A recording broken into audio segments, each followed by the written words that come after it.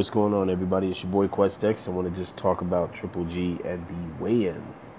So, you guys ever see that movie, that old horror flick, Pumpkinhead? I'm sorry, Triple G looks like that. It's apparent, it's evident, the guy killed himself to make this weight. Which will be the telling sign if tonight, or not tonight, damn, I want the fight to happen now. So if tomorrow he shows up and he doesn't have that same muscle mass, if he doesn't have that same definition in his body, yeah, we could be looking at a situation where sucking all of that. See, you get to a point when, for people who've worked out before, they know when you balloon up in weight and when you lose weight, when you are at the age of 34 that Triple G is, it becomes incredibly, your body starts to get to a point where your testosterone levels aren't as high as they were when you were in your 20s, in your mid-20s, even mid to late 20s. Once you get past a certain age, your body testosterone levels begin to drop. And therefore, that's why it becomes incredibly hard for athletes to have the same definition that they had when they were in their 20s, that they have in their 30s.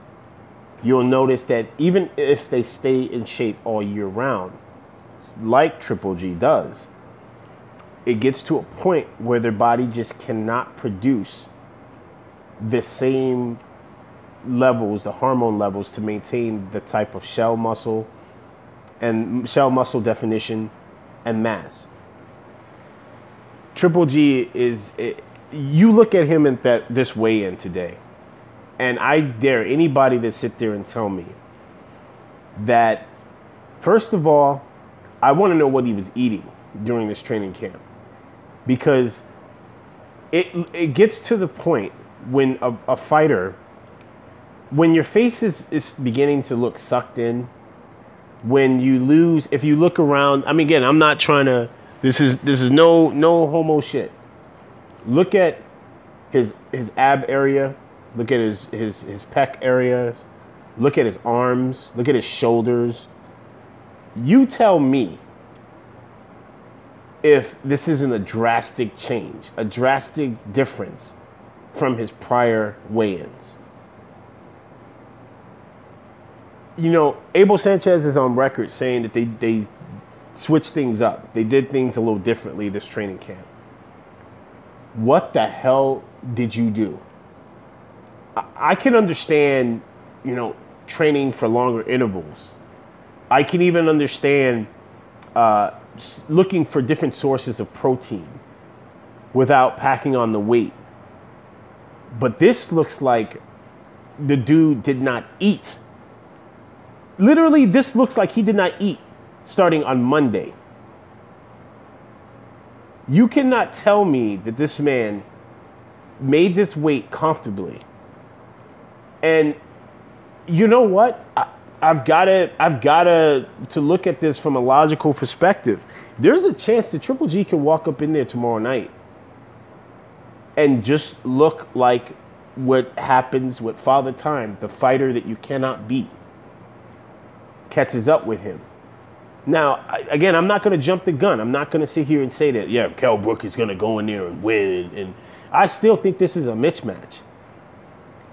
I think that amateur skills alone, Triple G has Kell Brook by miles. So, if anything, Triple G should be smart enough and to know how to effectively use his boxing IQ to neutralize Kell Brook. Because I think, again, just like we're talking about how Triple G looks horrible, we don't know what the added weight to Kell Brook will look like. Trust me, that added muscle mass towards round 6, it will catch up to Kell Brook. Right now, Kell Brook is at the right age where he could probably carry it after round 3, 4. But after, 5 and 6, We're going to see Kell Brook is going to enter new territory as well. And then not to mention, Kell Brook, listen, you've been dropped at the lower weights.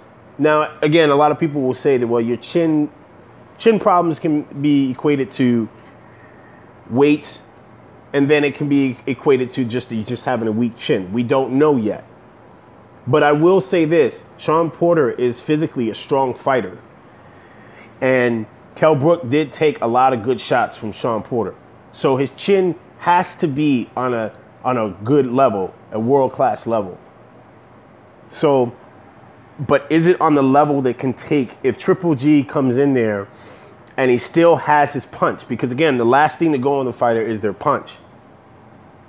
Unless this dude killed himself, like, which I'm looking at and you guys are seeing right now, because I'm gonna, like, I mean, look at the side-by-side comparison. These two different. You have on the left a healthy Triple G weight, and then you have Pumpkinhead weight, man. This is just horrible. So I'm interested to know what you guys think. Do we have an upset on our hands? Now, also, I want to also make this very clear.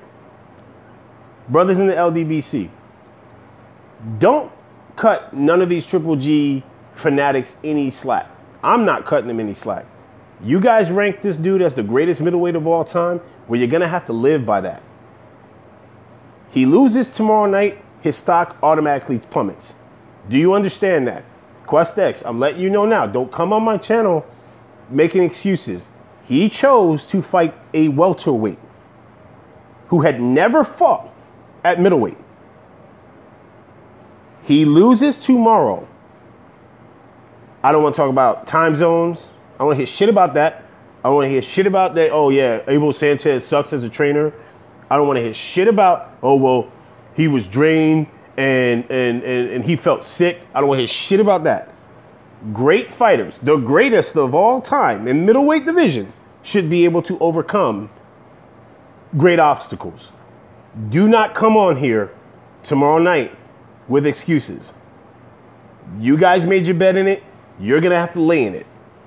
That's all I got. It's your boy QuestX. I am out.